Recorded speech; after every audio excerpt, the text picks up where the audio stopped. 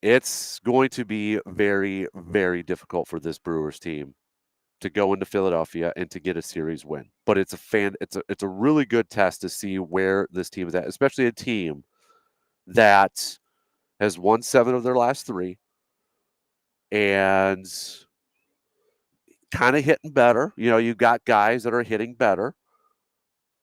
Yelich displaying a little bit more power. Caleb Durbin hitting better. Joey Ortiz showing a little bit there too. So, I mean, you've got a little bit more consistency with the offense. Probably still want a little bit more from other guys and such. But this is going to be I think, when we looked at this season so far for the Brewers, and you look at the teams that they've gone up against, they've gone up against the Cubs, who look like the a playoff team, and right now in the driver's seat to win the NL Central, to win the division. You look at some of the other teams they've gone up against, and such. Twins, I know they're in a battle for their division and such, but this is going to be, I think, one of those benchmark tests for the Brewers, and kind of see where they're currently at, because I think too, for if you're Matt Arnold and you're the Brewers general manager, you're going to be looking at these next few weeks, and maybe kind of this will kind of help your decision process to see, okay, are we going to be maybe buyers, or are we going to be maybe sellers? Are we going to stand pats at the trade deadline?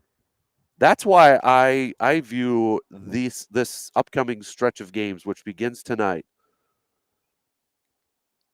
as kind of that benchmark, kind of like I don't want to be too dramatic in this whole thing. I don't want to be too dramatic, but I really feel like this next month is going to tell us a lot about how the Brewers, the front office, the the uh, the team. I mean, how they just all kind of view this whole uh, the view the rest of the season, I guess, is what I'm trying to say. Because if they go through this next month, and let's say they play under 500, and they get through the month of June and they're under 500, and what looks to be a very competitive NL Central, maybe a little bit more competitive than we initially thought, and you look at the National League overall, and it sure seems like that maybe this is going to be a little bit more difficult to make the postseason. I mean, at the beginning, we thought it was going to be okay. The only way for an NL Central team to make the postseason was going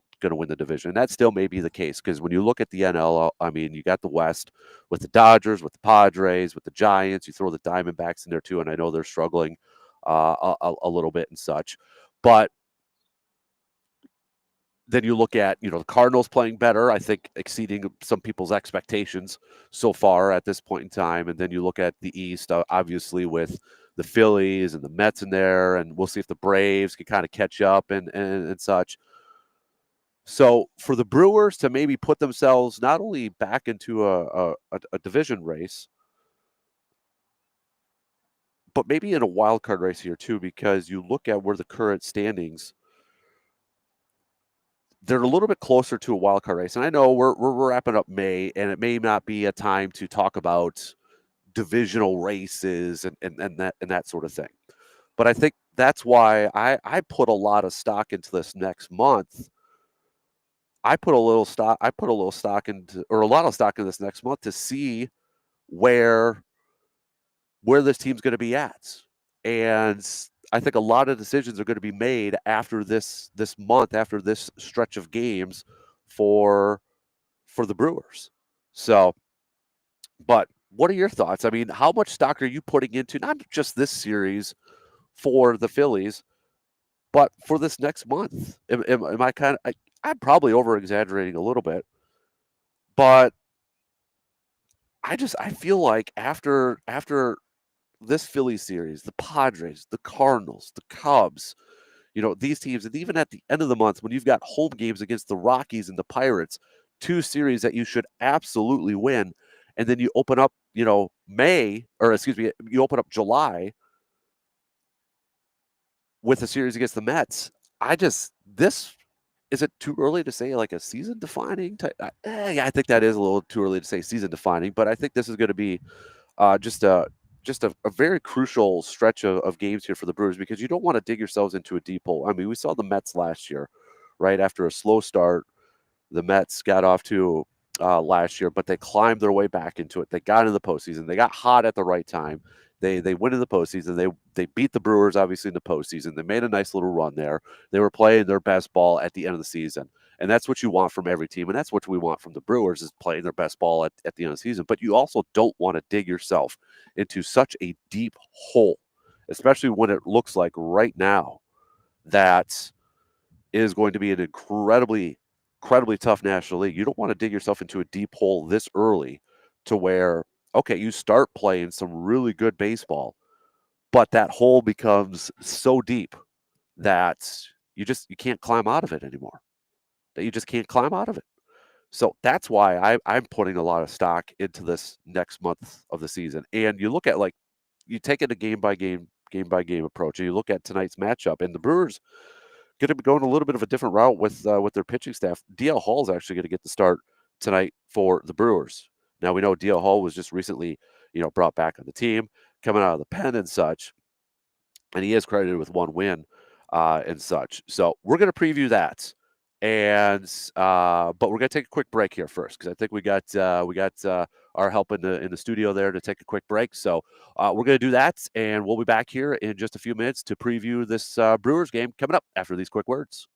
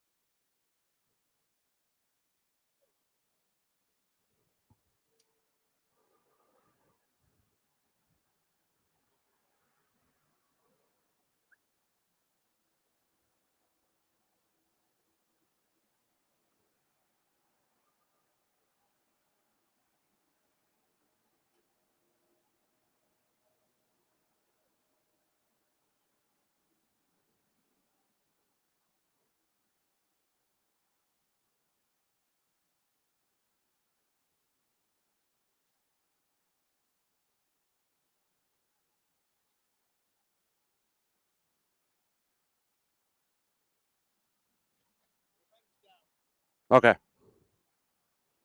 Yeah. Can you hear me? Hello.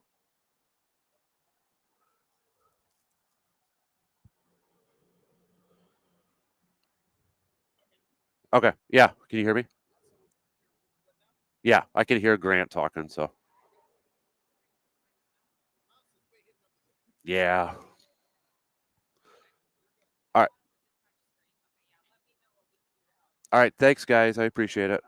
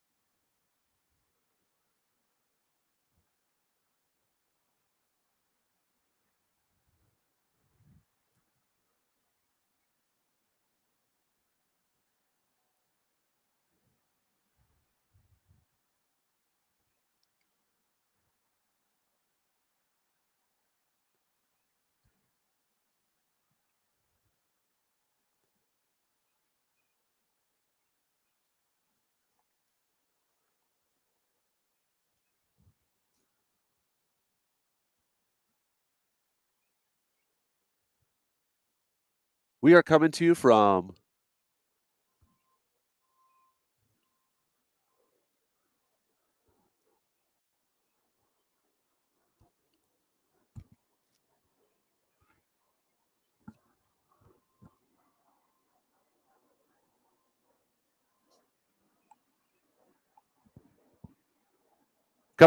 Hy-Vee here in Eau Claire, getting ready for the Express game tonight.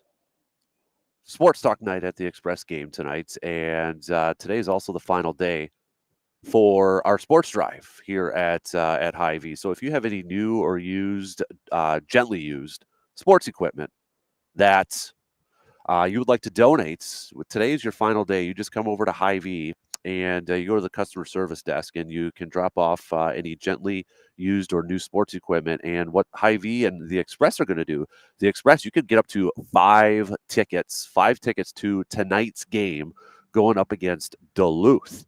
So if you donate, whether it's like a new baseball bat or maybe a new football or something like that, you just go to the customer service desk here and they're going to give you a ticket for tonight's game, up to five tickets, depending on if you bring in five items and such. But then Hy-Vee is going to also give you up to 50 cents off per gallon. So it's a double whammy right there. It's a double dip there. So, and then we're going to take this sports equipment and give it to some kiddos and others who could put it to good use and such. So a big thanks to our friends from Hy-Vee here in Eau Claire and the Eau Claire Express for partnering up with Backyard Dreams and helping us out there too.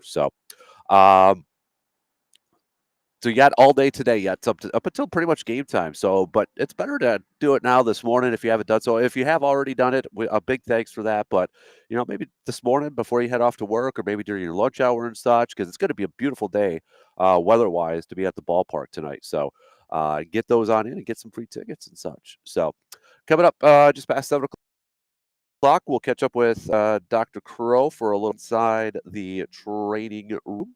We'll talk to him, and we'll talk to him a little bit about Christian Watson, who is recovering from an ACL injury, and get his thoughts on, because everybody's all excited and freaking out based off the video that they saw of him, at OTAs and moving around and such, and you hear Matt LaFleur say that Christian is ahead of schedule. What does ahead of schedule actually, really kind of mean in terms of doctor world and such? So we'll talk to Dr. Crow about that coming up just past 7 o'clock. Then after that, we'll talk to Brandon Berg. Lots to catch up on in the local sports world. So we'll do a Carpet City Flooring Center local sports spotlight with Brandon coming up a little bit later on too. So, but before all that, let's talk some more Brewers here this morning. Taking a look at tonight's game. DL Hall is going to get the start for the Brewers. Remember, DL Hall just recently called up and did get credited with the win the other day. But he's only pitched 2 1/3 so far this season. So I mean, you can't really look at his numbers from this year and such. But DL Hall, obviously, we saw him. We saw him a little bit last year. We saw him a little bit last year in the getting a start for the Brewers and such, and he was kind of up and down and such. But Brewers still view him as a potential starter, and he's going to be a part of that rotation where he could be a guy, when you look towards the future for the Brewers, that young starting rotation, whether, with Robert Gasser and obviously Logan Henderson, Jacob Mizorowski, is DL Hall still going to be a part of that equation?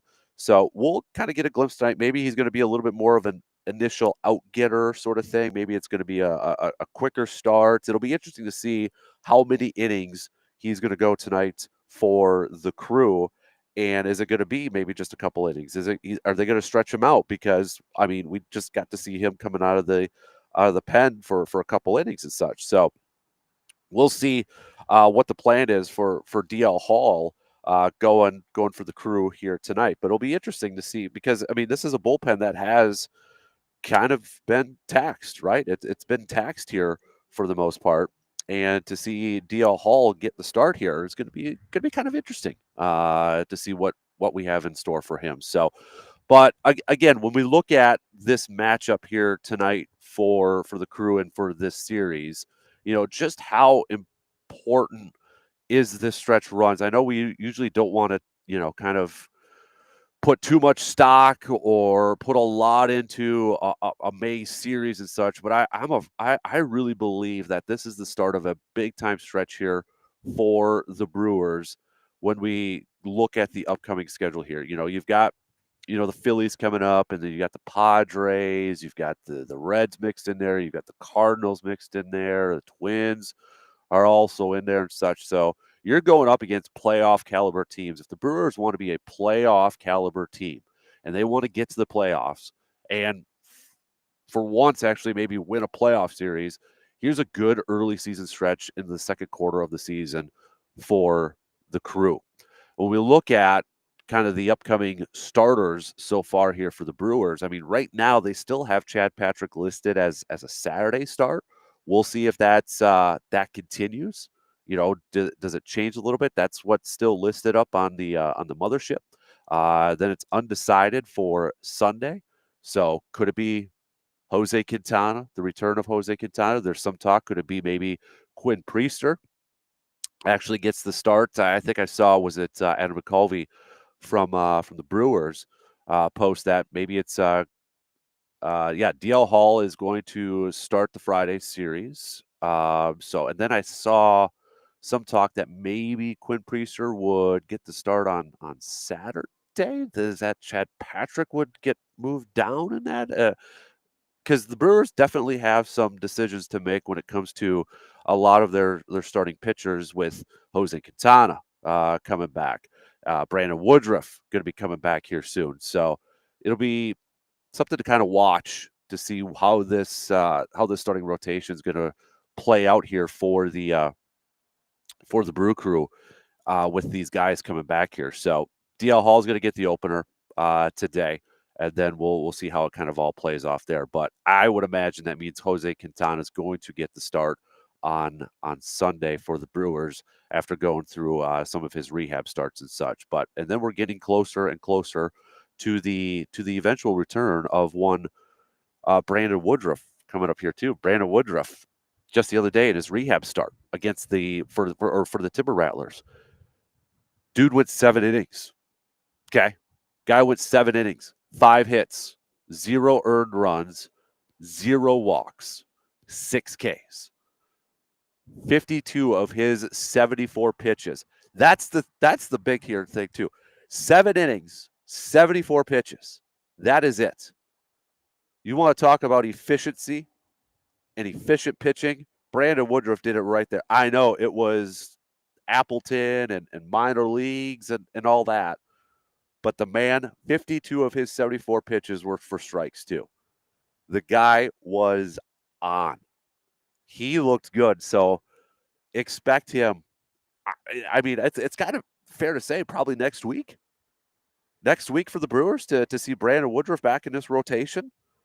Unless he's dealing with something again, hopefully nothing with an ankle or anything like that. But I mean, I think it's fair to say that we're going to see Brandon Woodruff maybe in the next week or so coming up here for the Brewers. And I know last time, they kind of set it up so he was going to make his start at home, and that's kind of what he wanted to do. But, would they maybe wait till next Friday, a week from today, when the Padres come to town to begin that series? Maybe he could get a start against the Reds, potentially in that series too. But to see Brandon Woodruff get extended to 7 innings and throwing just 74 pitches in those 7 innings, that's fantastic to see that. So that's definitely, he's going to get in. And I think now you kind of wonder, okay, with Quintana coming back, with Brandon Woodruff coming back, how does the rest of the starting rotation look like for the Brewers? Who's going to be the odd man out, or a couple guys who are going to be odd man outs, if you will? One of them we already knew was Logan Anderson. DL Hall, Aaron Ashby got called up there. Quinn Priester is going to be the interesting one here for the Brewers because he has that one option remaining. And do the Brewers want to necessarily do that one option, send him down, and then he's left out of options? Do they go move Chad Patrick? It's and this is where it kind of goes back to where I feel like this next month is going to be so crucial because if they get through this next month of the season, let's say with a winning record, then I think you have to look at this and be like, okay, we've got to put our 5 best pitchers out there. We've got to put our 5 best starters out there for the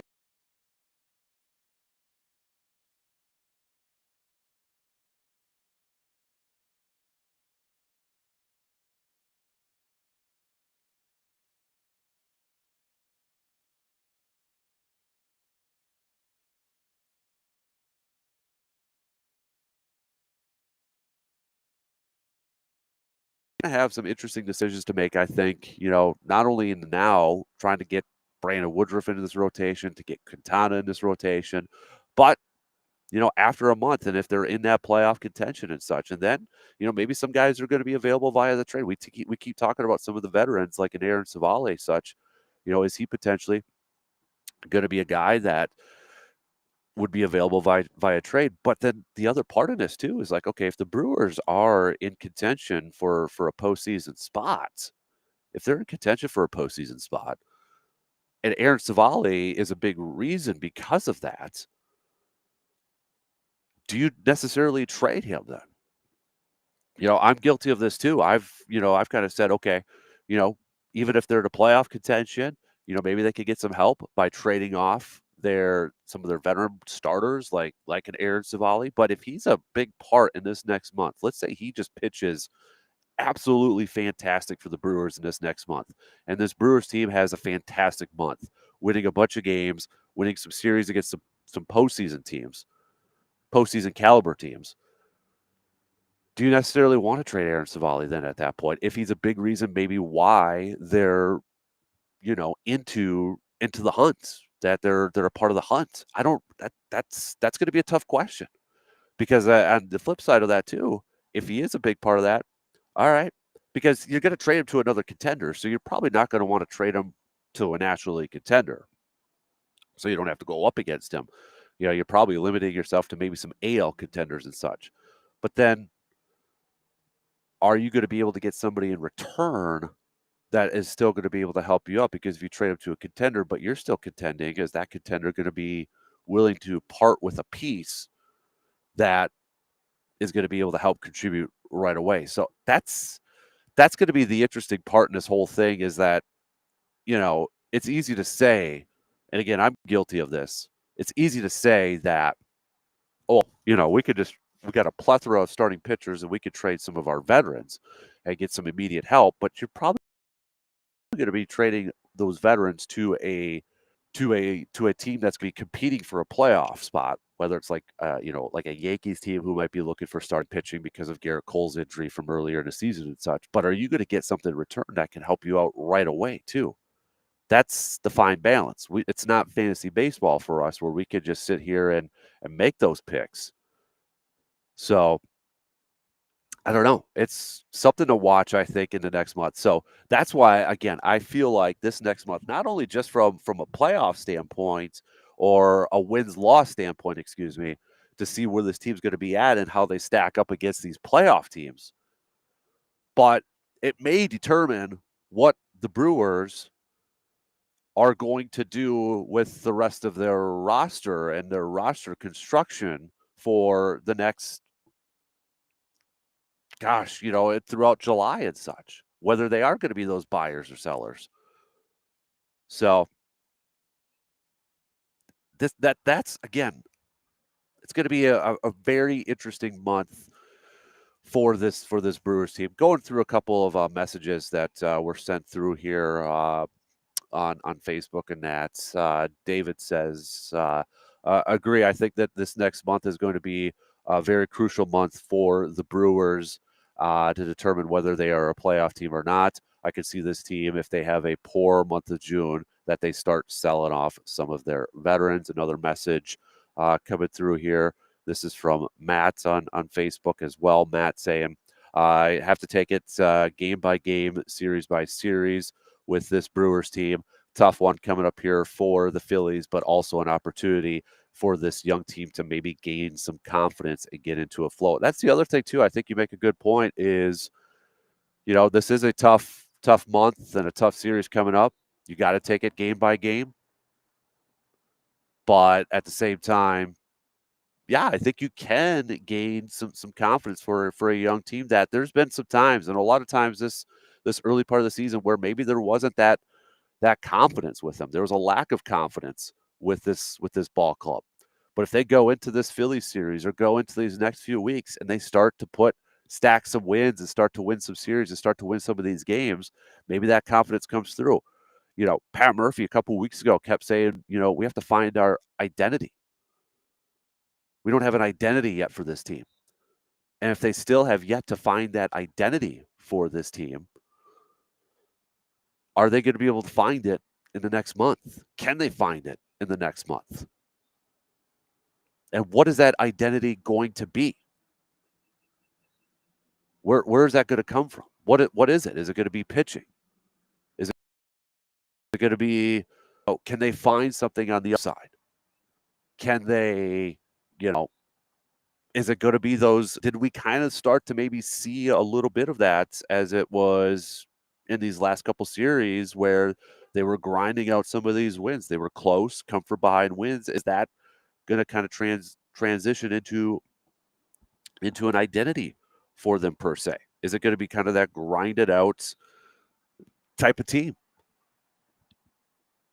But if they're still looking for that identity, are they going to find it in this upcoming month? I don't know. I don't think they've found it yet. Because if we ask you the question,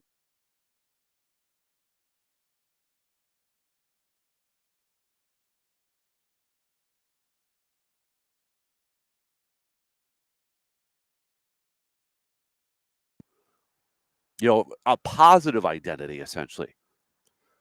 Can we come up with a positive identity for this team? Uh, I don't know. I'll be honest. I'm kind of blanking right now because all I could think about is some negative, poor ones like inconsistent offensively. Um, you know, Injuries, especially when it comes to pitching. Bullpen hasn't been up to par. Defense has been at times questionable. So what are some positive identities that we could or positive stuff that we could say about, that we could say about this team? Maybe that they've grinded out a couple of that they've grinded through these injuries, that they're at this point one game above 500, and that's where they've been able to battle that and stay in position. I don't know. All right, we're gonna take a quick break here. We'll wrap up the first hour with for coming over here from Hy-Vee. So we'll wrap up the first hour. Then coming up in the 7 o'clock hour, we'll talk to Dr. Crow for a little inside the training room, and we got Brandenburg. We'll do a little local sports roundup coming up in the next hour as well. Quick break, and we'll wrap up the first hour here from Hy-Vee here in Eau Claire.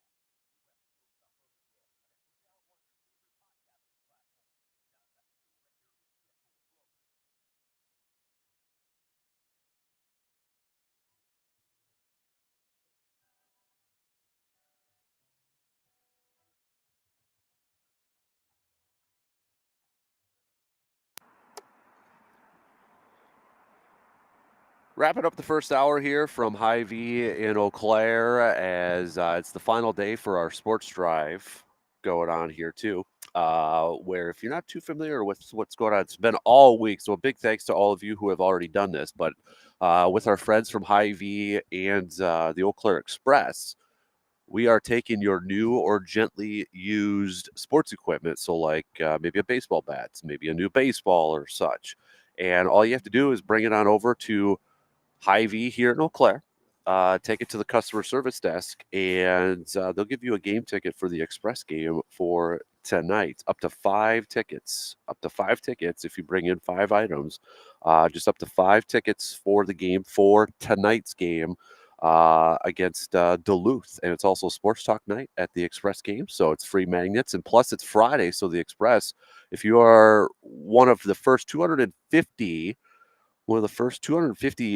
ticketed fans get a free T-shirt too. So there's a lot going on tonight at the Express game. You get a schedule magnets, and you could potentially get a free T-shirt if you're one of the first 250 ticketed guests for the game tonight. So if you back to the sports drive here, if you just come on down to Hy-Vee and maybe you've got a new bat or a new football or such that you want to donate. Just take it to the customer service desk. They'll get you a game ticket for tonight. Again, up to 5 game tickets. And then Hy-Vee will give you up to 50 cents off per gallon. Think about that, up to 50 cents off per gallon. And remember, too, with Hy-Vee's fuel perks, you can stack that. You can stack those gas savings too. So that's a fantastic deal. A big thanks to our friends from Hy-Vee for doing that, and a big thanks to our friends from the Eau Claire Express. And throughout the day, or throughout this morning, a little bit later on this morning, for about 10 to noon, there's going to be some Express players here. So if you want to do a little meet and greet, you can get some autographs from some of those players and such. So they're going to be over here a little bit later on this morning. Getting ready for tonight's game going up against Duluth. So, thank you. Thank you. All right.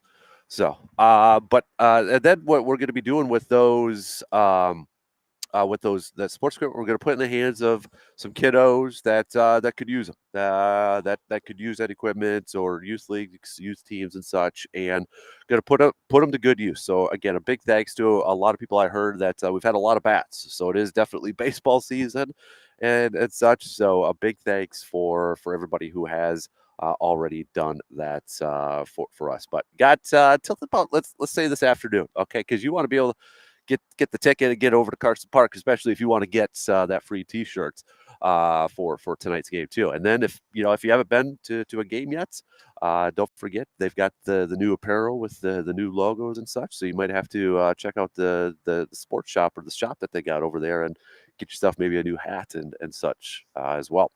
Coming up just past 7 o'clock again, we'll talk to Dr. Crow for a little inside the training room. We'll talk to him. Get his put on Christian Watson's the video that is not Packers fans maybe a little excited on social media. Wednesday OTAs, it was the only day that the media was there. A lot of media members recorded a little video of Christian Watson going through some stretches and running around and such. And it didn't look like he did have a brace. Maybe he had a sleeve on his knee, but he looked like he was moving around pretty good for somebody who tore his ACL in week 18 of the season. So it had people excited. But then you hear Matt LaFleur say Christian's ahead of schedule. Now, that's the coach saying that. And for what it's worth, Matt LaFleur did say, I'm not a doctor. I'm not a part of the training staff and such. No time frame, no timeline in that. But we'll get Dr. Crow's thoughts on, when you hear like a coach say ahead of schedule, you hear somebody say ahead of schedule, is that bump up the timeline and such, or can we take away anything from that video of Christian Watson moving around? Looked pretty good. I mean, I'm no doctor or anything like that, but I mean, he looked like he could suit up and go out there right now. So we'll talk to Dr. Crow about that and more. Plus, we've got Brandon Berg joining us.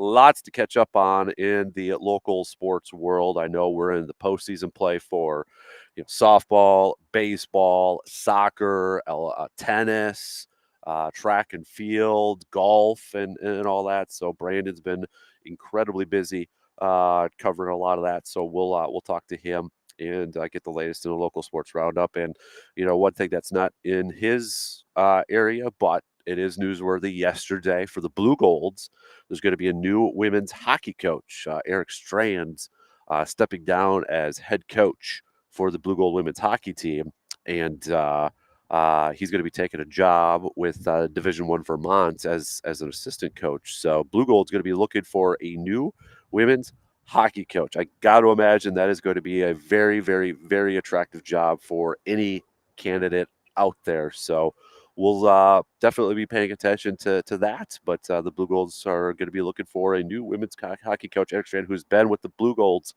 for a very long time, whether it's been head coach for the women's team, assistant coach with the men's team and such. I mean, he has been Blue Gold through and through. So definitely, it's going to be a little different. But I got to imagine that is going to be a very attractive job for a lot of potential coaches looking at that. So, but definitely be following along with that in the coming weeks or months or so.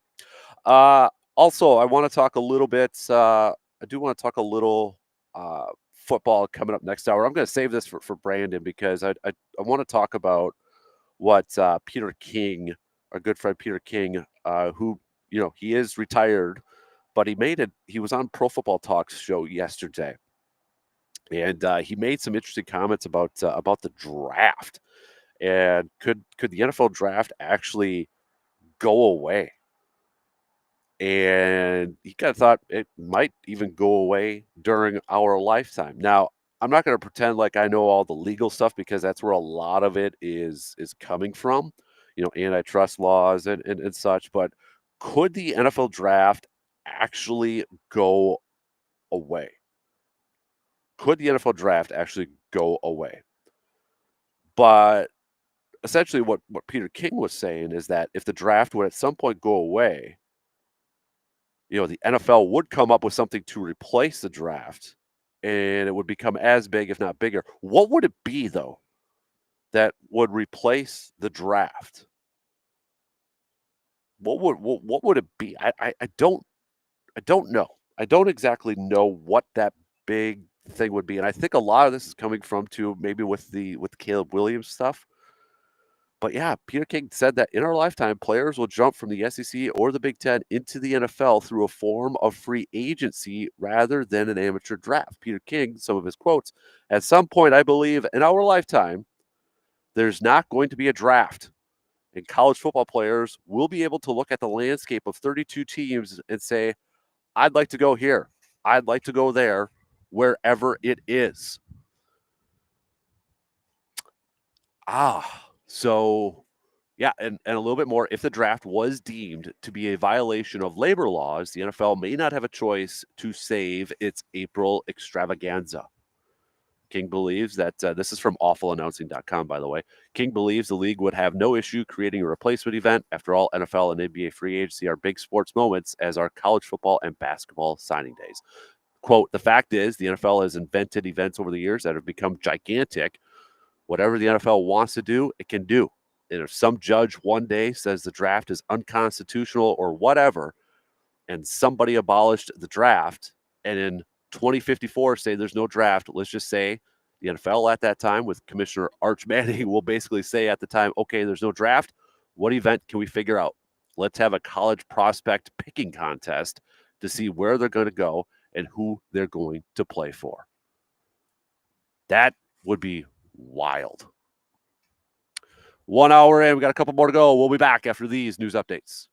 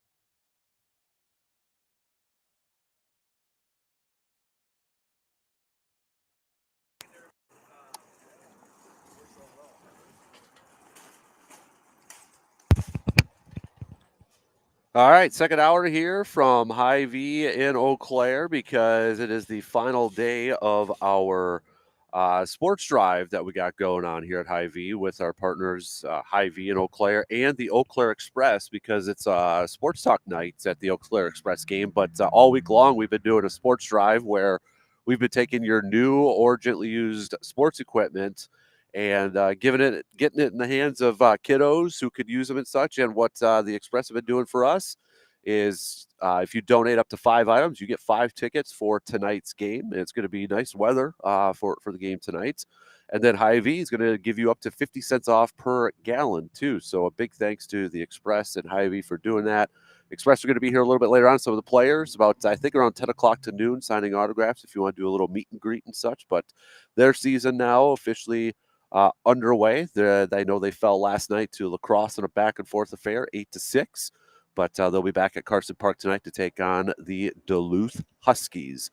We'll do some more local sports roundup with Brandon Berg coming up here in just a little bit. But first off, we've got Dr. Crow joining us. Good to see you, man. Yeah, absolutely. Thanks How you doing? Me. Great. Yeah, going to get ready maybe to hit the golf course? Yeah, I think so. Time? Yeah. I actually was out last night and took my son. He got a new set of clubs, so we got on the course, and it's taking a little bit getting used to. But and 7-year-olds, unless they're Tiger Woods, are not necessarily great at golf. So it's been a bit of a learning process, but we're enjoying it. Is he your only golfer with you in the family? For the most part, yeah. I get my older son. He'll golf some, but yeah, it's just me and him, and I'm not great either. So he's probably.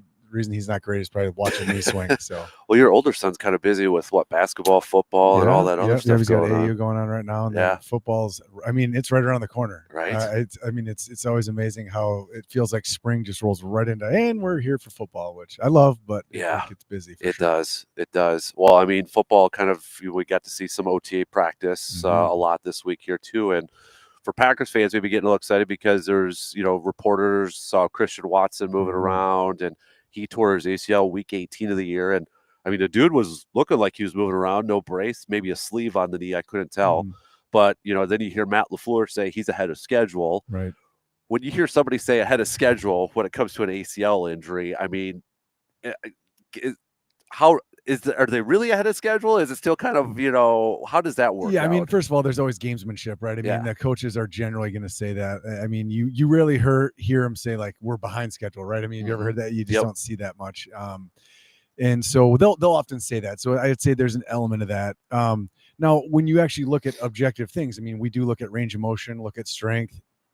Those guys are probably getting what's called biodex testing, so side-to-side strength comparison. So you can actually be ahead of schedule, which is great.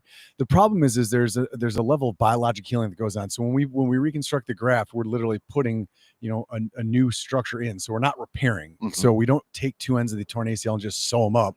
We drill holes and put something new in there. And so it needs to be incorporation of that graft in a process we call ligamentization. So basically whatever we put in, there's a ligament, turns into a tendon. So the collagen fibers change slightly. So the point being, there's a window where it actually gets weaker. And so even if the leg is looking good, we know on the inside the graft is not strong enough to handle that. So there have been numerous studies that look at getting back to play earlier, and really anything before 6 months has just a much higher re-tear rate. And we learned that even around 6 months, I mean, some athletes that's pushing it.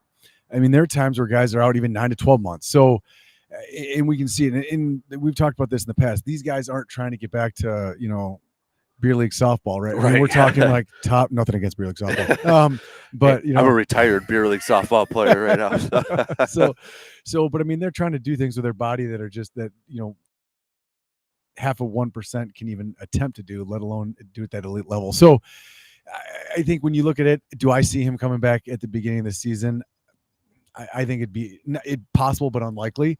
I think especially in the sentences of revision, right? So they're going to play it slow, because you do that again and all of a sudden it becomes a much more challenging thing. And certainly, I mean, a second tear is already career threatening. Right. A third one, you really have to start looking at, like, is this knee going to be able to handle everything? So despite him being, quote, ahead of schedule, and again, moving around at this point, we expect him to be doing some running, cutting, pivoting, just to take that to, I'm trying to do it in a competitive sense. And, being tackled by other large human beings. Right. That's just a step further. So I know we've mentioned this guy before, but I'll ask you the $1 million question. So how in the world did Adrian Peterson recover so quickly? I mean, is it just because of his body type and such? Or?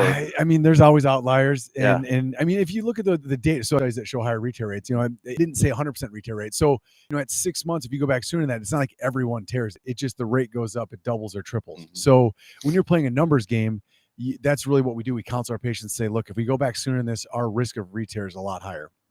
And so there are going to be those outliers. And who's going to be the outlier? Well, the people who are genetic freaks. And I mean, AP is just built different, right? And some of those guys. So when we look at the return, how do we counsel patients? I mean, that's a huge part of my job is, we do the surgeries, but then we get people back, and it's the recovery process. We work hand in hand with physical therapists, occupational therapists.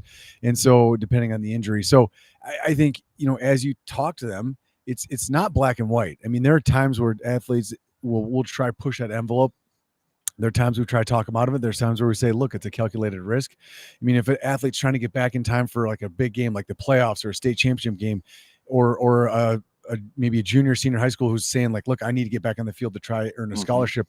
You are willing to gamble more. If it's a sophomore who's, just trying to get into the middle of the season, you're like, well, what's the upside to you playing a couple weeks earlier, a month earlier? And it's not necessarily there. So there's always that element of like, we're going to take a calculated risk or not. So to answer your question, obviously AP is built different, right? Yeah. And not only to come back to have an MVP season. I mean, that is one of the greatest feats in sports. I mean, that's really I mean, other ones like Tiger Woods coming back and golfing at the level he's, I realize he's not what he was, but with what he's been through, I mean, the back, the leg, I mean, it's crazy. And he still won a Masters with all that too. I mean, it's just unbelievable. Yeah. I mean, I did flabbergasted that he's able to do that. Yeah. I mean, I keep thinking about that season. You're right too, because he did go win MVP. He almost broke the rushing record. Yeah. I mean, just literally yards away. Thank you, Tremont Williams. I think it was that tackled him or something. He thought he had it. Yeah, like the interview, like he thought he had it, and he ended up being, was it like 20 yards short or something? It was small amount. 8 yards short. 8 yards short. 8. Yeah, I knew it wasn't a lot, and I know during the interview he thought like at first he's like I thought he had the record, but that was. I mean, that was phenomenal. I mean, and just what he's able to do. So.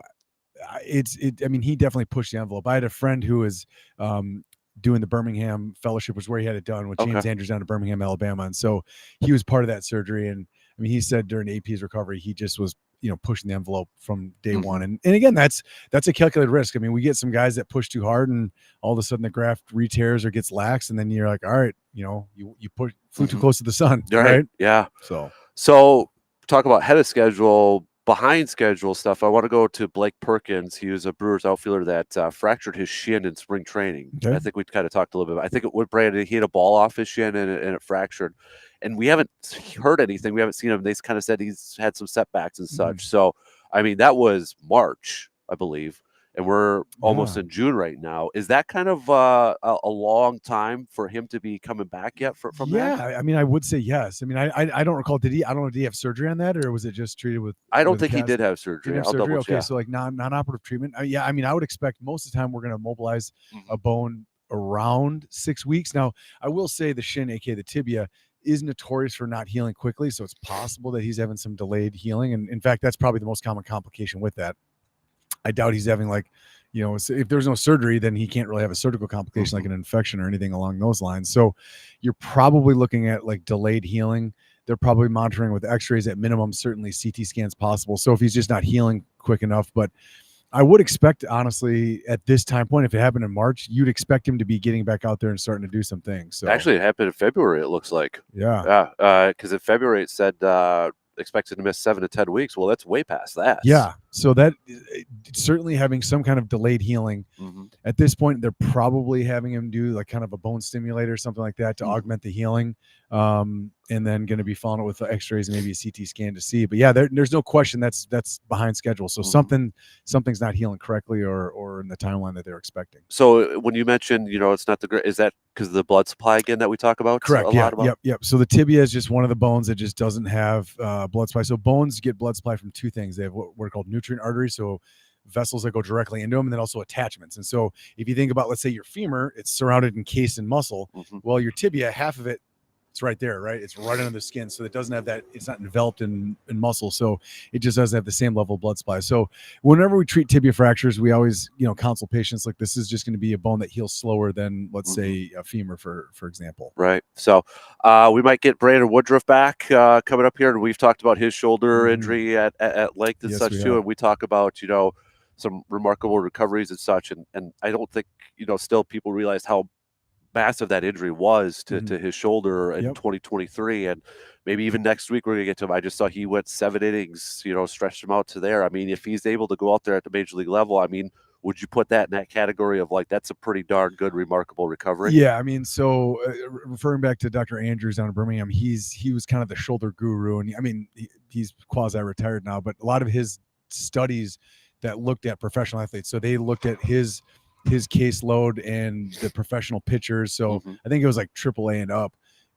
and labral repairs in the shoulder and returned in the throwing shoulder and returned to throwing. And it's not a great stat. I mean, it's certainly not dismal where it's like you have no hope, but I think if you look at returning to pre-injury level, it was like maybe 50%. And then 25% are able to get like close to it, and 25% like never get back to pitching. So when you have those kind of injuries, it is not a guarantee. I mean, there are some injuries where that the athlete's going to get back at a really high level, like ACL tears, for example. I mean, we know the success rate for those is very high. Shoulders, totally different story. Elbows, that's getting better. I mean, there's been a lot of different changes in techniques, like we're doing repairs as opposed to reconstructions or augmenting. But the shoulder is definitely one in a thrower where, when they come in, they need to have surgery. You're doing it because you have to, and you're doing it with the understanding that this may not get him back. So if he's able to get back to where he was before, that is absolutely in the category of like, I'd say overachieving, but certainly impressive. Staying with the Brewers, Yelich had that back surgery that we talked about last year. And obviously he's played this year, but, I feel like there's something else going on because, he's only played 6 games in the outfield so far this year, and they've gone through a lot of injuries in the outfield. You'd think by default, would he be out there playing in the outfield and such? Obviously, he's still DHing in that. Is there any maybe kind of concern that you think that they're maybe not fully comfortable with that back injury yet, even though he's still hitting and such? Could it be something, is he just not as mobile potentially? Or it could be any of those things. I mean, I think if you look at what an outfielder is going to do, I mean, there's obviously routine fly balls, but there's, guys going to make plays at the wall, warning track, collisions. So, I mean, there's always that element of like, it's going to take it a step further than doing something in the batter's box or running the bases. So, and certainly he's going to have a say in it as well. He may feel like, look, I can swing the bat. But that being said, I mean, swinging a bat's pretty rotational. And usually that's things that aggravate a back injury. Right. So if he's able to do that, you'd expect him to be in the field. But clearly, you're right. The evidence says either the team saying, let's take it slow, or he's saying it. It could be coming from medical staff. He may have a team physician or a surgeon, whoever did the procedure, saying, look, we don't want you doing this until X time frame. And admittedly, there's times where we're somewhat arbitrary. So, as surgeons, there's not a rule book for every single injury, every single surgery, every single context, right? You don't have the ability to say, all right, well, on a professional outfielder on month X, we can get him back playing the outfield. So there's a bit of a gestalt where you're saying, I think this is going to push us a little further and we're going to want to hold him back because of that. So the fact he's played some, that's obviously somewhat of a good sign, but the fact he's not, it certainly points to something holding him back, whether again that's him or maybe his medical team. I want to go back to because I know we talked about Tatum when he tore his Achilles and he had the surgery right away. 12 hours later. It was really, and then there was the OR right away. Yeah. And of course, a media member, I think it was Shams. I'm trying to find it here really quick, but he had said that the doctor said, well, him having surgery this quick is going to help improve the healing process. Yeah, it was right here. This was from Pat McAfee show. Shams said Jason Tatum had his surgery just after 12 hours. The doctor believes that will allow him to heal better. Is there any science or studies to that? Zero science for that. Yeah, I mean that is the definition of anecdotal expert evidence. So I mean, is it flawed logic? No. I mean, getting something right away, the initial inflammatory response, there's healing growth factors in it, maybe trying to ride that wave. But certainly there's not any studies. Because how many people in daily life are able to get to see a doctor, get scheduled for surgery in a 12 hours? Right. None. Right. So they live in a separate world. I mean, pro athletes are taken care of in a way that it doesn't correlate with normal human beings. I mean, even if we try to maximize our care for patients, we still have to jump through hurdles with insurance, things like that. So it just, there's just no study that's looked at that. Now, again, if you're talking timeline, certainly you wait 2 weeks. Well, that delays the process 2 weeks, right? So that's a discussion I have with patients often, where they say, I'm not getting people back to professional sports very often. We're trying to get them back to their professional jobs, right? So they're professional carpenters, bricklayers, plumbers, whatever they may be. And so they're like, I need this surgery to get back to work. So then you say, all right, well, let's wait a month or 2 months. Like, no, let's do it right away. That's a reason to hurry up. To say that there's a biologic response, I think that's just kind of a guy talking out of his rear end. Right. Probably. Yeah, I was like, I had to save that and ask Dr. Crow about that. Yeah, I think that's just the doctor saying that. But again, I mean, for these guys, I mean, the timeline does matter though, right? So for him, next season, will him doing it that point versus a month later change it? Yeah, it'll change it by roughly a month, right? Just because that date. But I don't think there's a actual healing response that's going to be better or stronger. I don't see that being the case. To wrap it up, and when we talk about these Achilles and these ACL injuries and such, and talk about studies in that, are there still, from what still studies or research that are trying to be like how can we improve timelines? Is there different procedures? Is there still stuff like that being done, weekly, daily, and such? Everybody's trying to figure that out. Yeah, absolutely. I mean, at any major academic university, there's studies that are going on in tons of different areas. Certainly, the ACL is probably one of the most studied structures. It's about 1.5 inches long and diameter of, I don't know, a little bit bigger than a pencil, and it's been studied ad nauseum. So that little injury affects so many people. So many. I mean, so the amount of money that's went into that, it's tremendous. So yes, absolutely. So they're looking at different ways to do it. I mean, one of the biggest recent changes is doing an accessory procedure on the side of the knee. It's either called an anterolateral ligament reconstruction or a lateral extra-articular tenodesis, so ALL or LET procedure, and that's been shown to decrease the re-tear rates. Now, it doesn't necessarily get you back faster, but it's dropped the re-tear rate. So in my higher end athletes, I've been augmenting that in most of them. Revision settings I've been doing as well. So there are definitely things that are coming out there changing our practice to this day. So who knows what's happening?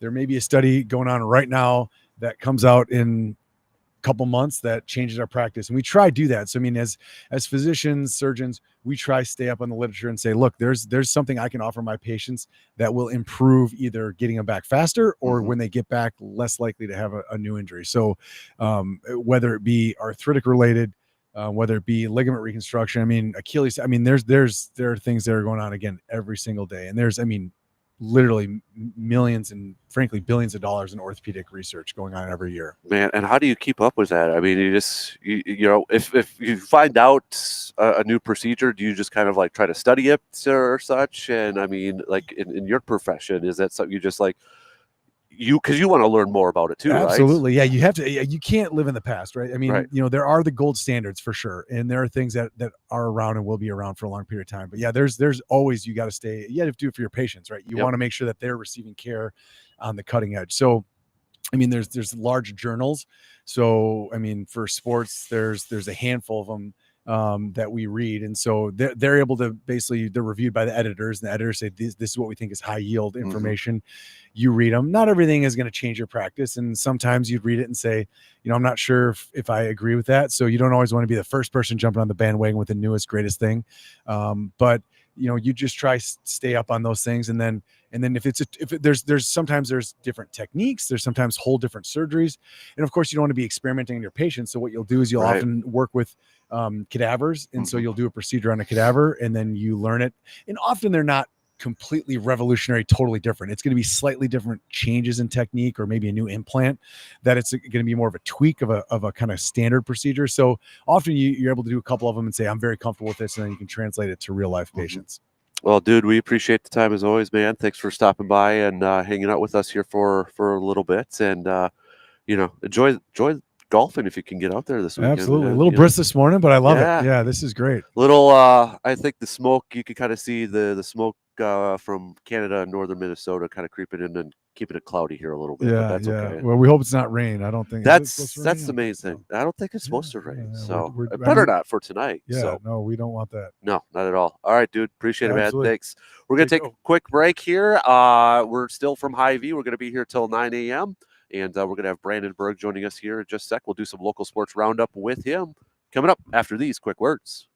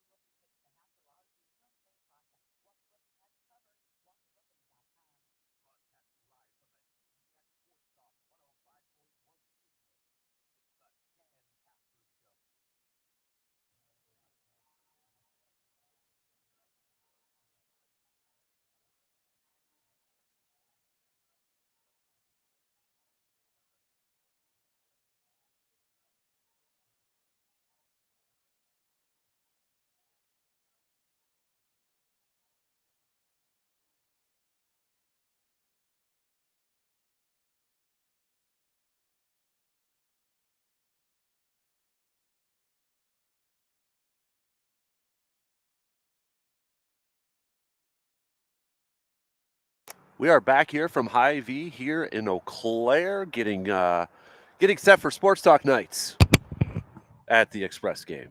Got a few hours left for our sports drive that we got going on here. Again, taking your used, gently used, or brand new sports equipment, and in exchange, if you just take it to the Hy-Vee customer service desk, you could get up to 5 tickets for the game for tonight. For tonight's game, Sports Talk tonight at the Express game, and then the Express are going to give you up to 50 cents off per gallon too. So, hey, you want to go get a baseball or a brand new football or such, and donate that? Go ahead and do so. Just stop over here at Hy-Vee, go inside the customer service desk, and they'll be able to hook you up with that. So a big thanks to all of you who have already done that. We're going to take those and we're going to put it in the hands of some kiddos that could use them and such. So it's all for a good cause. And hopefully we'll see you at the ballpark for the Express game tonight. What's up, Brandon? Not much. How are you? Good. How are you? You're giving me a pondering look. I just always look like that. I know you do. So staying busy on the prep scene. Sure. Yeah. Sure. Let's start off with that. All right. Local Sports Roundup brought to you by Carpet City Flooring Center. Softball wise, I know Chi High won. Menominee beat Spash. Did I see? Yeah, too? There's a lot to get to as far as softball goes. And we can start Division 1. You mentioned we'll start with Menominee going on the road as the 7th seed, picking up the big 5-4 win at the 2nd seed Spash. I mean, we all know Stevens Point's one of those premier programs in the state, so that's a bit of a kind of a cornerstone win for the Mustangs. So grabbing the regional championship, and now kind of looking at that Division 1 sectional, of the 4 teams left, 3 of them are from the Big Rivers. So you got Chippewa Falls, who won the Big Rivers. They took down Wisconsin Rapids 11-3. They'll be playing the top seed DC Everest, who won the Wisconsin Valley Conference during the regular season, featuring a really, really good pitcher in Addison Cluck. So that'll be a challenge for the Cardinals, but someone they have seen a few times this year. And then your other semifinal, you've got Menominee, who will be making the much shorter trip than Stevens Point on Tuesday to go to play New Richmond. Yeah. That should be a good one between New Richmond and Menominee, right? Yeah. So New Richmond made it to state last year, knocked off Chippewa in the sectional final, but had some graduations, but still a very good team. And it's I think that maybe some there might have been some people that maybe had kind of the wrong impression about the Big Rivers as far as softball this year, just because there wasn't Chippewa's won it and they won it by a couple games, but there wasn't that dominant team that racked up 25 wins or something like that. But now as we sit here, you've got, and you factor in Rice Lake, when regional title in Division 2. Yeah. That's half the conference that's still playing. Yeah. I think that says a lot to not just the competition within the conference, but the schedules that these teams are putting together out of league to be ready for this time of year. Right. Baseball wise too, I saw Stanley Boyd defeated Regis in baseball, and we got that going on coming up as well too. Right. Early stages. Yeah, right? yeah. We've got yesterday was the first round of the baseball playoffs, so the regional quarterfinals. That's Division 2, 3, and 4. Division 1 doesn't start till next week. But yeah, Stanley Boyd, that was kind of one of the probably one of the bigger upsets of the day. But that's the Stanley Boyd team that's kind of playing really, really well right now. I think they've won 6 games in a row. So, for a team that only won one of about their first 11 or 12 games, it's really started to click for them. So, credit to Coach Ryan Sturm and his team for kind of being able to kind of figure out the right formula down the stretch. And I think baseball is it might be the sport that you're the most likely to possibly see an upset in the postseason, just because baseball can be finicky that way. That's why I love baseball, is because every day you don't know. You can look at the Brewers on Memorial Day, the lineup they rolled out there, you're like, okay, this team isn't scoring any runs. Right. There was no Yelich, no Frelick, no Turang, but yet they go out and they won, and it was great. Against Garrett Crochet. yeah. It's just, you never know. And, you see it a lot in baseball where a team runs into a hot pitcher, or maybe a team has a good pitcher that maybe is just a little off, or there's a mistake here or there. And suddenly a team that maybe wasn't expecting to be, kind of in a tough spot can be. That's just, to me, that's the fun about baseball. Right. And yeah, you mentioned that Stanley Boyd, Canott picking up a win, Fall Creek, Boyceville, they picked up early wins in Division 3. Bloomer picked up a win in D2, so they'll be making the trip south to go play the top seed Lacrosse Aquinas. Otherwise, Altoona will play Lacrosse Logan. Logan beat Ball Woodville. You've got just so many of these games coming around. Division 4, McDowell was a winner. There's many others there. They'll play Athens. Spring Valley picking up a win over Eau Claire Emmanuel in a tight contest. They'll take it Loyal. This is kind of the week where really all these postseason can hit the rubber hit the road, so to speak. Mm-hmm. And baseball is always, baseball's and girls soccer are the last two to get going. Mm-hmm. But girls soccer will get going next week, but they drop off fast. Right. We're here right now, and the next time we talk, we could be talking about, obviously teams going to state, and we've already got some of that already with, boys tennis having their subsectionals and sectionals this week. Menominee in Division I on the boys' end, Altoona in Division II, both qualifying for state as a team, and also sending a good group of people to state individually. So we're right in it. We got boys golf sectionals on Tuesday. A lot of the D1 teams will be heading over to the Wausau area. Division II might be heading up to Hayward. Division III, a lot of them like Cadott and Chetek Weyerhaeuser making the short jaunt north to Turtleback to Rice Lake. So, we're all speeds going. And you mentioned softball too. The Fall Creek shutting out Stanley Boyd to pick a win. Remember, they're in Division III this year. They won the D4 title last year, moved up along with Grantsburg, both with the WI's competitive balance rule. So in Division IV, McDowell went on the road, scored the upset over Stratford, who was the top seed. Thorpe picking up a win over Athens. So those are three Western Clover Belt teams still alive and, poised to, keep playing for a while yet. So, this is it's one of my favorite times here, especially in the springtime, because you have so much going on. And I know there's always something about when you're outside for this stuff. Right, exactly. And I'm a bit biased because everyone knows baseball's my favorite sport. Yep. So baseball and softball, state. We got track sectionals today. So in 1 week's time we're gonna have state track down lacrosse. Like it's always just such a great time of the year as we're moving into summer, but we're not there yet because obviously we still got some other business we got to transact here in the next few weeks. No, it doesn't feel like summer right now, though. A little bit. No, it doesn't. I am very glad that I decided to not go with shorts. Yeah, because I didn't know if you'd be inside or not. And then when I walked up here and I saw the van, I saw you. I'm like, ooh, I'm glad I'm bundled up. I wore shorts. You did. You look like it too. I could use a blanket. I could use it. So, you mentioned track and field, so we got the sectionals. We got sectionals today. Yep, Division I. They'll be heading. A lot of the teams around here will be heading to Hudson. Okay. So did I see Chad High last week? They swept the boys and girls Big Rivers. I believe at regionals. I believe it's Eau Claire North girls won regional championship over Menominee. Okay. So, yeah, a lot of those athletes will be over in Hudson today. Division II. A lot of the area teams will be heading south to Durand.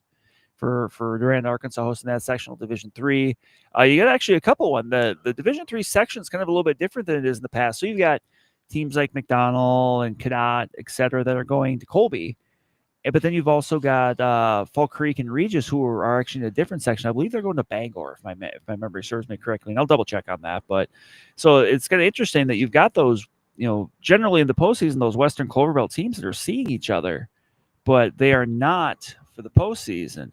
And yeah, like I mentioned, Fall Creek, Regis, Emmanuel, Augusta, a lot of the teams in this area, also Fairchild, they'll be making the trip to Bangor. So so it's kind of interesting that you've got those, in many of those cases, teams are in the same conference that are kind of split up, but they'll be rendezvousing back down in lacrosse here next weekend. I know soccer. What did I see? Memorial Girls picked up the ERC. Yep, clinched the Big Rivers Conference Championship last night. So congrats to the Old Abes. We got the postseason. Like I said, on the horizon here coming up next week. So the contenders are the contenders in the regular season and the postseason. So you're gonna be looking at the Old Abes. You're gonna be looking at Hudson. There's River Falls made the state last year in Division II. So. Yep. You've got a lot of contenders that are going to kind of be emerging here. Mm-hmm. Yeah, I think that kind of sums it all up from the local side, right? So, playoff-wise, touch baseball, softball, soccer, track and fields, golf. Boys golf. Boys golf. We got sectionals coming up early next week, Tuesday and Wednesday. So, and that'll be the week after that, not the year after that. It'll be there the next year too, but the week after that, University Ridge down in Madison. Yep. So Justice will probably be over there. He'll be putting on the miles, as he always does. I know it's not in your neck of the woods either, too, but I mentioned a little bit earlier, Blue Gold women's hockey is going to be looking for a new head coach. Eric Strand stepping down to take a job with D1 Vermont. So he's going to be heading over there. Long time Blue Gold, whether it was an assistant coach with the men's team or head coach with the women's team. I would imagine it's going to be a very attractive job. Right. For a lot of I mean, he's done a coaches. very good job of kind of maintaining and building upon that program. A lot of success there. Yep. Yeah, you got to feel that there's going to be a lot of really strong candidates that are going to be, in the mix there. Yep, exactly. So it'll be interesting to follow that coming up here in the next maybe weeks or so, or however long it may take. Because I think there's going to be quite the qualified candidates. Right, and it's one of those things too, where obviously you want to kind of move the process along because you want to get somebody under your roof, but at the same time, like you want to make sure you're getting the right candidate. So I'm sure the Eau Claire staff is going to do a really good job of kind of taking their time and making sure that ultimately the right candidate gets that job. Right, exactly. So. All right, that's your local sports roundup brought to you by Carpet City Flooring Center here this morning. We're going to talk plenty of Brewers coming up in the final hour and a half, but just a little bit of a few minutes of Brewers talk here before we take our quick break here. So we got the Phillies coming up here, Brandon. People are probably incredibly even more annoyed with me right now by saying this, but I still feel like this is kind of the beginning of a huge stretch of a few weeks here for the Brewers. When you look at the teams that they got on the schedule, you've got the Phillies, you've got the Padres on there, you got the Cardinals, you've got the Cubs, all mixed in there, Reds as well. Teams that are currently right now going to be in the playoffs or really hunting for a playoff spot, some really quality teams. I mean, it's kind of like a little receiver defer, maybe even an early version of pump the brakes here a little bit. But this next month, if we just count it as right now, because this next couple days and the whole month of June, could this determine what the Brewers are going to do come July, whether it's trade deadline, standing pat, being sellers, being buyers and such?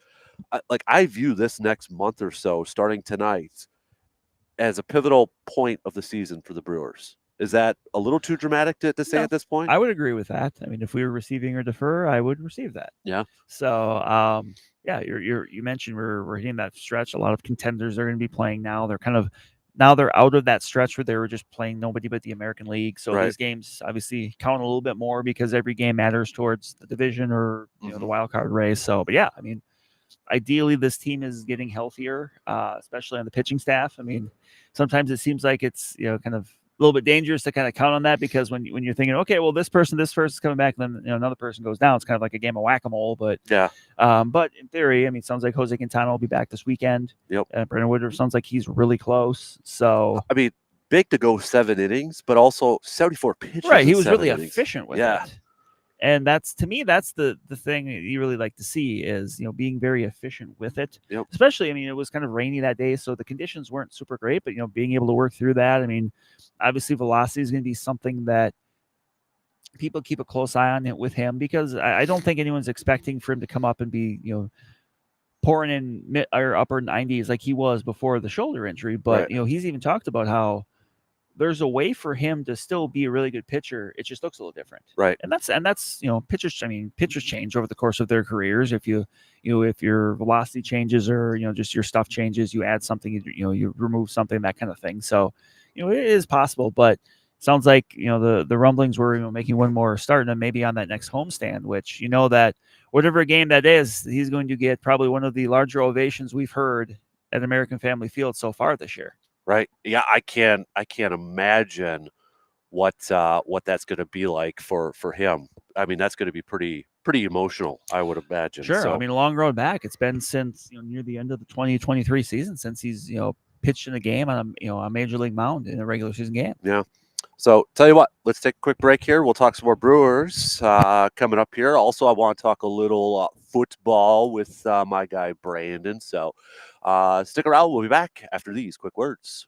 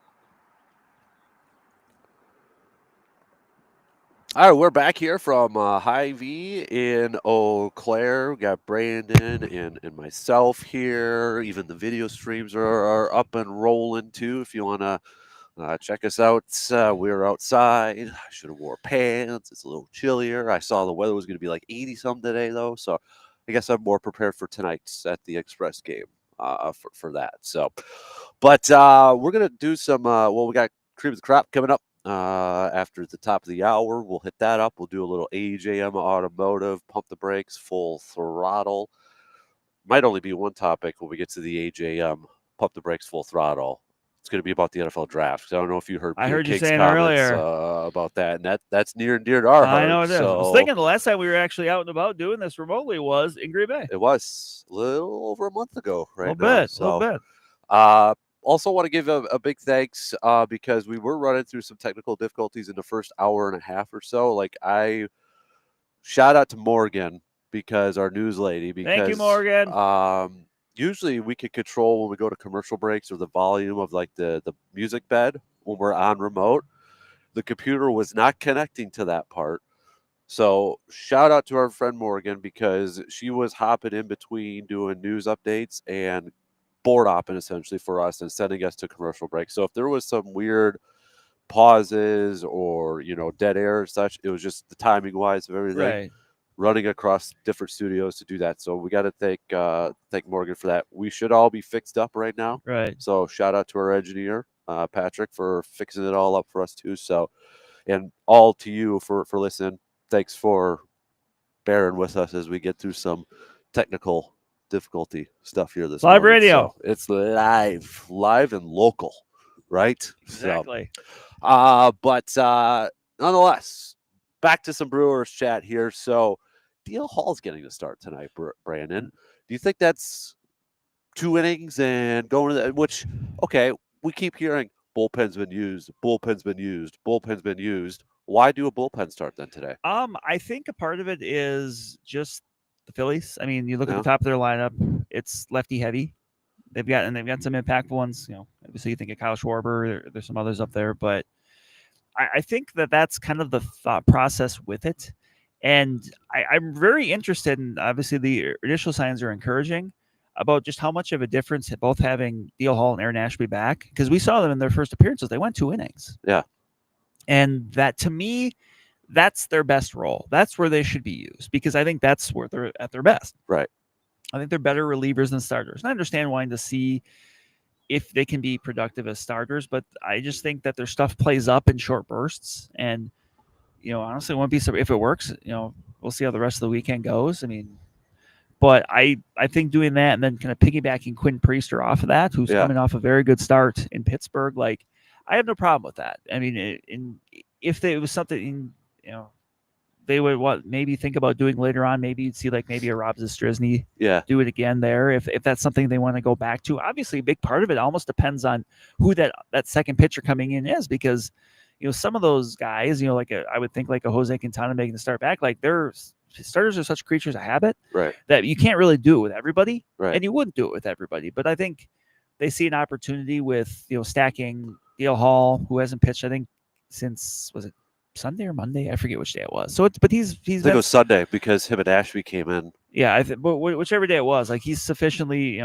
rested, so he should be able to go a couple innings if things are going well, and then you can piggyback Quinn Priester off that, and you hope for something like you saw on Saturday against the Pirates. So, but it's an interesting idea. I mean, obviously it's something they've done before, but it's something it seems like you really see the Brewers implement when you have teams that stack lefties atop the lineup, because you want to get that, at least you want to get that first matchup advantage of, in theory, most lefties don't hit lefties as well as righties. Yep. And then you kind of try to keep that starter from seeing the top of that lineup 3 times. Mm-hmm. If you can help it, unless they're really cruising. If they're cruising, then you go for it. But I think that's just kind of the thought process behind it. So it sounds like Priester probably comes in tonight after a couple innings. I think so. I think I'd seen that. I think I'd seen reported from the cavalcade of Brewers reporters that was kind of the plan. Because I wasn't sure if that means Priester's getting moved to Saturday, but Chad Patrick's still slated to get that start. Right, and I think with the day, they've they've got the day off, and with him, I think getting that extra day off because we heard with having the blister coming out of Saturday's game, maybe a little early than a lot of us were kind of hoping. I wish I could get a day off for a blister. Well, stop picking your nose, you won't get it. Oh man, but no, I mean, this is going to be decision time here. Like Pat Murphy said, a few days ago, what do you do? What do you, with Logan Henderson? I don't like it. I understand it. Right. I don't like it, but I understand. Yeah, the optics aren't necessarily the best when he's been one of your top 3 starters, 3-4 starters. Like, he's definitely pitched well enough to remain. But, the rationale of not only just it's a numbers game right now, but also the fact that he's still going to be someone that's kind of getting his innings kept an eye on, because he hasn't really built up those innings. He's moved through the system relatively quick. Yeah. But that's because he's been really good. It's not that, and that's something teams you're not going to go from pitching 100 innings in a year to 200 innings in a year. Right. Teams just aren't going to do that these days. And that was something like when Pat Murphy mentioned that, like the most he has pitched has been 80 some in a season. He's got a little bit of injury history. He's already up to 51 this year. And I'm like, okay, I get that. Yeah. You're not going to try to stretch it too. Yeah. And you want to make sure that, I'm sure that'll, barring an injury to Logan Henderson or the rest of the rotation, just, pitching absolutely lights out. Like, a lot of those innings are going to come at the major league level. Right. Exactly. So, didn't like it, but I totally understand it. Right. But now it's like, okay, so who's it? Because Quinn Priester's got one option remaining. Yeah, and I think Adam McCulvey had said that, like, if he's down in the minors for, I think it's like 9 or 10 more days, then that option is burnt. So that means he would go into next year kind of having to be on the major league roster. And remember, this is somebody that they traded a bit of capital for earlier in the year, and they really like his arm. So you feel like he's probably got the inside track on staying in the big leagues. But then you look at Chad Patrick, and he's been, maybe their best pitcher. Yeah. I mean, most consistent. He hasn't allowed more than 3 in any start. Right. And, his thing right now is just pitching a little bit deeper into games. I mean, there's been a lot of, 4 2/3 or 5 inning starts. You want to see him go a little bit deeper, but kind of like a Freddie. Yeah, a little bit. But I mean, you just can't say enough to what he's been able to do. I mean, you go back to that first start he made, and I remember that was coming off the beginning of the year off the Yankee series and then opening day where, my goodness, the sky was falling for the Brewers. Right. And he kind of was that stabilizer a little bit. And he really has been every time he's gone out. So even though the options are there, like, he's another one where it's like, man, it's just, if you send him down, like, I get the rationale kind of makes sense in some ways, but still, like, it's not just, it's not just the performance aspect of it. It's just the optics of it too. Yeah. And I get that, that's not always a team's job to say, well, what does this look like? It's like, well, it just, you want it's an odd sign when you want your best 5 in the rotation. And right. You have a hard time right now convincing me, even with, some of these other guys coming back, that Chad Patrick is not one of those best 5. And for me too, like, and I'm guilty of this, the easy answer is like, okay, you could trade a guy like Aaron Savali at the trade deadline. He's a veteran and get one of those starters. But at the same time, you're going to trade him to a contender. You probably don't want to trade him to a National League contender. But then if you're trading him to a contender, what exactly are you going to get in return that could help you out in the now? Right. And if Savali, let's say like this month that we were talking about, say Savali is one of your better contributors to that. Do you want to move on from him? Right, and then you're asking the optics question about, well, you just traded one of your better starters. Exactly. Like, so it's kind of a double-edged sword. It feels like. It is. A little bit here. So that's why another thing I'm really curious about for this next month, not only the quality of the teams, but, who kind of steps up and who does have this good month, because that may make decisions more difficult, maybe a little bit more easy in a lot. That's why I view this as a very intriguing month. I'm not trying to put a lot into, June and that, but I feel like there's a lot of questions that could potentially be answered, or maybe more questions. Right. I feel like by the time we get to the end of June, we're going to have a pretty good idea of where this team sits, not just with its own talent, but obviously in the Central race where the Cubs right now are playing really, really well, in the wild card race where obviously, it's going to be a challenge for a second NL Central team to maybe get a spot, even though the Cardinals are currently in one, right? Just because of the strength of the East and the West. So June is kind of, you hear about moving day at golf tournaments. I feel like June is a bit of a moving day for the Brewers as far as just kind of figuring out, okay, what do you got? Right. Exactly. Yeah. I'm glad you said that, because that was the phrase I used yesterday for moving day, for that third round for golf and that too. So I'm excited. I'm nervous. I think everything that you can kind of, the word to describe it all is in play for this. I mean, Phillies are going to be a tough one to go up against.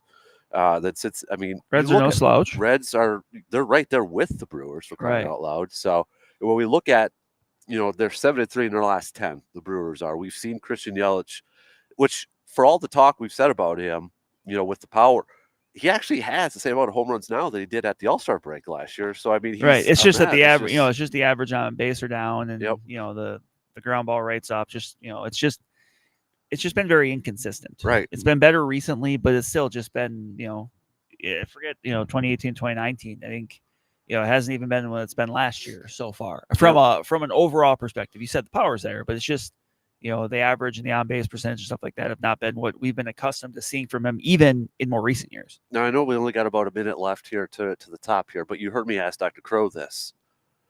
For all the injuries they've had in their outfield, and he's only played 6 games in left field. Doesn't that tell us something when you're getting Jake Bauers more starts out there? Probably. I think it does. And that was kind of one of the questions coming in the year. Is just like how are they going to balance this? And we're kind of seeing it that he's, for all intents and purposes, the primary DH. Right. Yeah. And then, it's funny because you talk about the depth the Brewers had outfield, but yet a couple injuries, and suddenly Jake Bauers, who's much more of a first baseman than the left fielder, is playing in the outfield. Exactly. All right. Let me see where we're at with the shot clock here. Now that I can actually get the computer working here, Brandon. So, about a few seconds away. So coming up next hour, we'll do cream of the crop, and then we'll do our AJM Automotive Pump the Brakes Full Throttle, and we'll get back to some more Brewers talk because there's still more I want to talk to you about with this Brewers team, including the best player in all of baseball, in my opinion, is Al Frelick right now. So he's my favorite player. I love watching that guy play. So, shot clock's going to cut us off here. So 2 hours in, we got one more to go here, but Brandon and I are going to do a podcast over here too later on. So we'll be back after these news updates.